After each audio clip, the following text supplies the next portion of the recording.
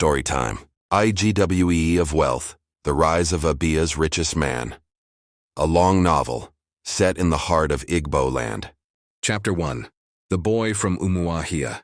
In the quiet village of Nkwo-Egwu, deep inside Abia State, the morning sun always rose like a blessing over the red earth.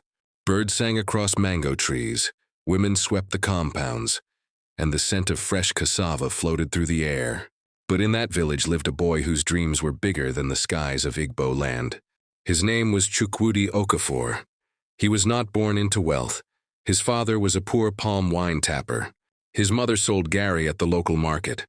Their home was a small mud house with a zinc roof that leaked whenever the rain came. But even as a child, Chukwudi's eyes carried something unusual. Ambition, hunger, destiny. Whenever elders spoke about rich men in Aba, businessmen in Lagos, or oil money in Port Harcourt, Chukwudi listened with burning focus. One day he told his mother, "Mama, one day I will build a house so big that even the rain will fear it." His mother laughed softly. "Chukwudi ezigbo nwa. Life is hard, wealth is not for everyone." But Chukwudi replied, "Mama, wealth is for those who refuse to remain small." Chapter 2. Aba, the Land of Hustle. At age 17, with only one bag and N2000 in his pocket, Chukwudi left home for Aba. Aba was not just a city. Aba was fire. It was the heartbeat of business in Igbo land. Traders shouted. Factories worked day and night. Men carried bundles of leather. Women sold fabrics and cosmetics. And in every street, ambition walked like a spirit. Chukwudi started as an apprentice under a man called Chifu Deanyi, a powerful trader in spare parts. For 7 years, he worked like a machine. He swept floors, carried goods, ran errands, slept on cold shop cement. But he learned something priceless. The world respects money.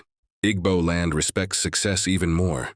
Chifu Deanyi told him, "Nwam, in business, your brain is your greatest asset."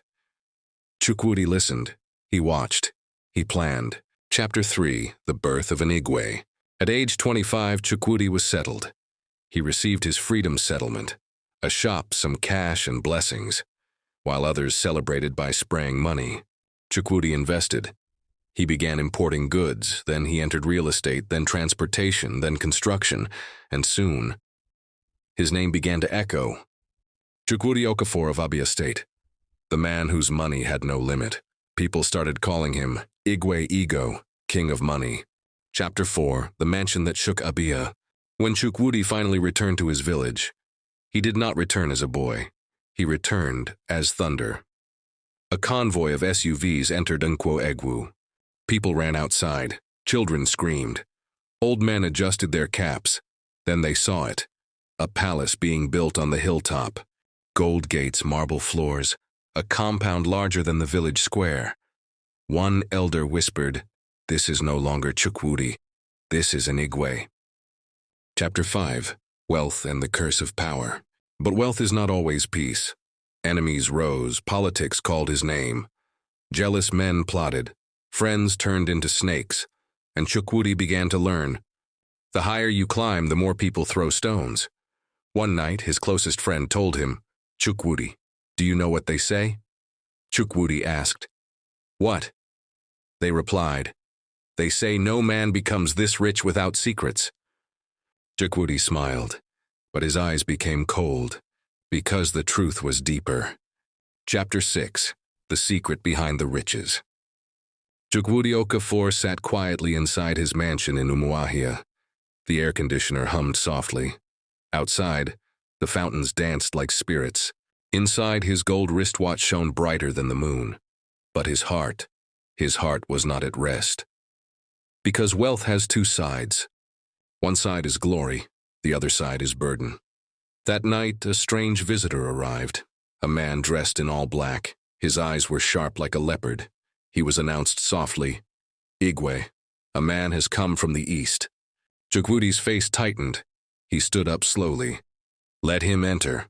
The man stepped inside, and with a voice like thunder he said, "Igwe Ego, do you remember the promise you made long ago?" Chukwudi froze. The room became cold, because this was not an ordinary man. This was someone from his past, a past he buried under billions. And that is the end of today's story. Thank you so much for watching.